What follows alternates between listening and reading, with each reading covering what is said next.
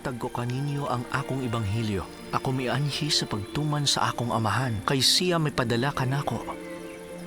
Ug ang akong amahan mipadala kanako nga ako ituboy sa krus. Ug human nga ako matuboy sa krus, nga ako makadala sa tanan nga ri kanako.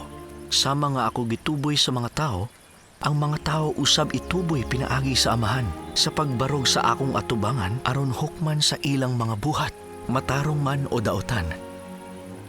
Ug tungod niini ako natuboy. Busa sumala sa gahom sa amahan, ako modala sa tanan nga ri kanako nga sila mahukman sumala sa ilang mga buhat. Kinsa man ang maghinulsol ug magpabunyag sa akong ngalan, siya mapuno. Kun siya mulahutay, ako mohukom kaniya nga walay sala atubangan sa akong amahan sa adlaw nga ako mohukom sa kalibutan. Walay hugaw nga makasulod sa iyang gingharian. Busa walay makasulod sa iyang kapahulayan, gawas adtong nakahuga sa ilang mga sapot sa akong dugo, tungod sa ilang pagtuo ug paghinulsol sa tanan nilang sala, ug sa kamatinud-anon hangtod sa katapusan.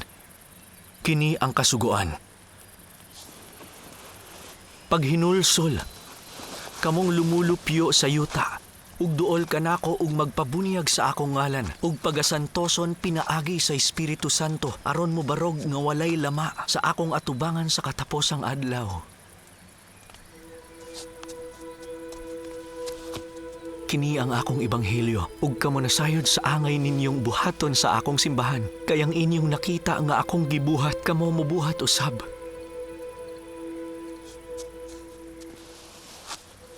Kung kamo mabuhat ni ini bulahan kamo, kay kamo ituboy sa katapusang adlaw.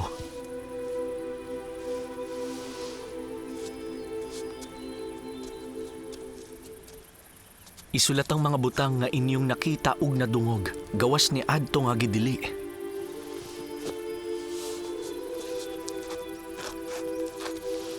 Kay gikan sa mga basahon nga nahisulat, ug sa isulat pa, kini nga katawhan pagahukman. Kay niini ang ilang mga buhat, masayran sa katawhan.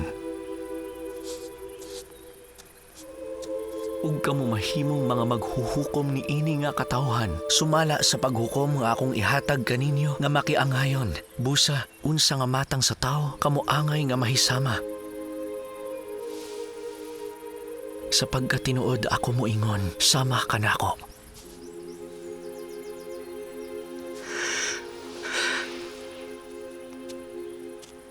Ug ako moadto sa amahan.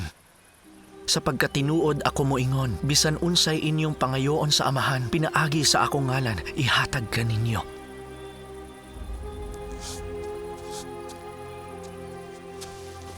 Busa, pangayo, ug kamo makadawat. Tuktok ug kinibuksan nga anha kaninyo. Kay ang mangayo makadawat, ug ang mutuktok pagabuksan.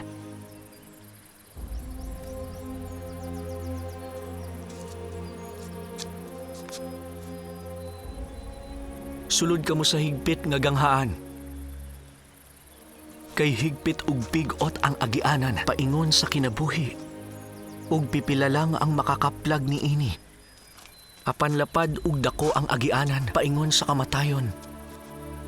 Ug daghan ang mupanaw ni ana hangtod moabot ang kagabhion, diin wala nay buhat nga mahimo.